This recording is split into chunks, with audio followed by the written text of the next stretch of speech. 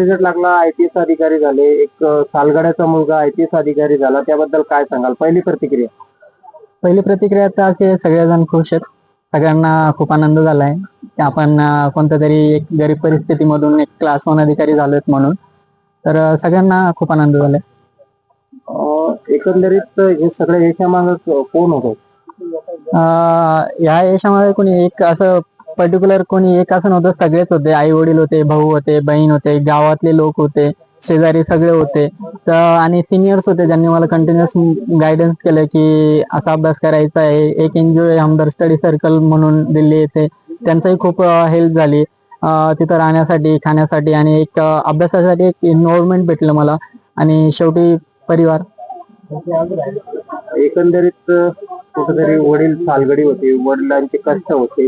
आज काय वाटतं? आज एवढं मोठं यश संपादन केलं, याच्याबद्दल काय वाटतं? असं वाटतं की त्यांच्या कष्टाचे काहीतरी चीज झालंय. शेवटी जी जिद्द होती ती पूर्ण झाली आहे.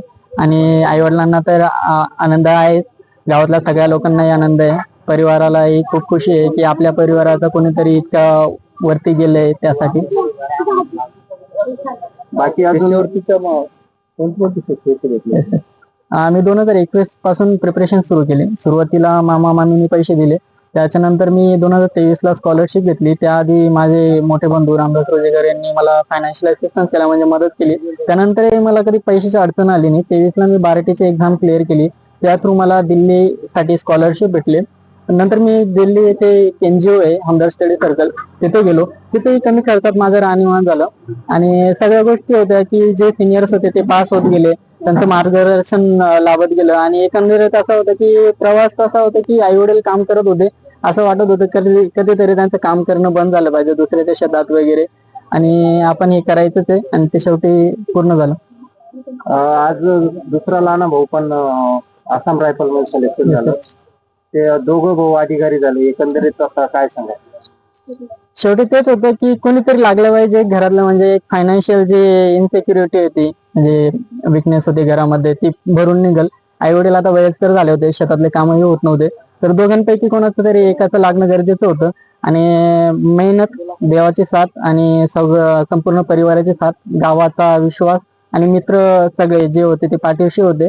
आणि या सगळ्यांमुळे आम्ही दोघंही लागलो यावेळेस. तो CAPF आसाम रायफल मध्ये सिलेक्ट झाला आणि मी UPSC 2025 यामध्ये ऑल इंडिया रँक 812 ही घेतली. तरुणांना मी एकच सांगेल की मार्ग असेल तर म्हणजे इच्छा असेल तिथं मार्ग दिसणारच आहे. तुम्ही जर प्रिपरेशन करणार आहे, जिद्द आणि चिकाटी तुमच्या सोबत आहे, आणि एक करो या मरोची सिच्युएशन तुमच्या सोबत आहे की करण्याशिवाय दुसरा काहीच पर्याय नाही, तर तुम्ही नक्कीच करणार. आणि शेवटी आपल्या आई वडिलांकडे बघा, ते कसे कष्ट करतायत, कोणाच्या शेतात कामाला जात आहेत. आणि ज्यावेळेस हे मोटिवेशन फॅक्टर राहतं तर तुम्हाला असं वाटतं की लवकरात लवकर झालं पाहिजे, आपण ते ट्रॅक चुकत नाही कधी, कोणत्या वाईट व्यसनाला किंवा वाईट अभ्यासा व्यतिरिक्त आउट ट्रॅक जात नाही आपण. आणि शेवटी आपल्याला यश येतं. सोबत म्हणजे एका वयाचे, जेव्हा तो म्हणजे आम्ही एका वर्गात शिकलेलो, हॉस्टेलला सोबत राहिलेलो, 10वीला पण सोबतच एकाच शाळेत होतो. नंतर तो दिल्लीला गेला, त्याचं ज्यावेळेस ग्रॅज्युएशन झालं त्यानंतर आम्ही दोघं दिल्लीला गेलो. त्यावेळेस त्याची अशी सिच्युएशन होती, कारण की इथलं वातावरण आणि तिथलं वातावरण, या वातावरणामध्ये खूप चेंजेस. त्यावेळेस तो म्हणायचा रात्रीचा, म्हणजे रात्र झालेली तिथं गेल्याच्या नंतर, तो म्हणायचा की नको भाऊ, अरे आपल्याला जावं लागतं, आपण इथं मॅनेज होईल का, मला इथं उद्याच्याला एकट्याला राहायचं, मी होईल का. मी त्याला सांगितलं की भावड्या, आपली परिस्थिती बघ, तू तिथं चैनीनं झोपशील का इथं चैनीनं झोपशील. त्यांनी विचार केला, तो राहिला. आता त्याचं म्हणजे जवळपास 5 वर्ष झाले त्याला.